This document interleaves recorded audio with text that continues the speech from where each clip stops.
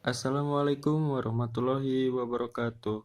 Perkenalkan, nama saya Rizal Muhammad Fauji, NIM C20252010111.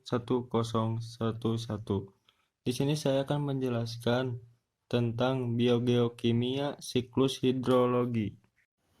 Jumlah air di bumi itu jumlahnya tetap hanya saja persennya yang akan berubah-ubah karena air mengalami siklus air atau siklus hidrologi. Pengertian hidrologi: siklus pergerakan air secara berulang dari bumi ke atmosfer dan kembali lagi ke bumi. Selanjutnya, bagaimana sih siklus hidrologi yang terjadi di bumi?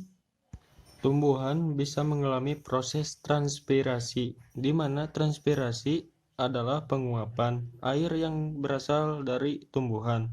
Penguapan air tidak hanya di tumbuhan, melainkan dari laut, danau, waduk, tanah. Penguapan air yang berasal dari permukaan bumi disebut evaporasi, di mana evaporasi adalah penguapan air yang berasal dari permukaan bumi, baik dalam perairan atau daratan. Gabungan dari penguapan, transpirasi, dan evaporasi disebut evapotranspirasi, di mana penguapan ini menyebabkan titik-titik air berkumpul di atmosfer, kemudian bereaksi dengan gas-gas dan partikel yang ada di atmosfer dan membentuk awan. Prosesnya disebut kondensasi, di mana kondensasi proses pembentukan awan. Ketika awan mencapai titik jenuhnya, maka awan akan menjadi air dan air akan jatuh ke permukaan bumi. Air yang jatuh ke permukaan bumi disebut presipitasi. Jatuhnya air ke permukaan bumi bisa dalam bentuk titik-titik air atau hujan, salju, atau es.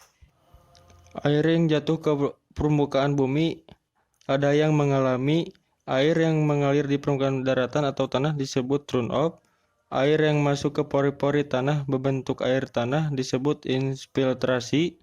Air tanah yang mengalir ke dalam tanah karena adanya faktor gravitasi disebut perkolasi. Maka dapat disimpulkan proses hidrologi yaitu air mengalami evaporasi dan transpirasi atau penguapan. Hasil dari evaporasi dan transpirasi bisa mengalami kondensasi, yaitu titik-titik air membentuk awan. Air yang jatuh ke bumi disebut presipitasi.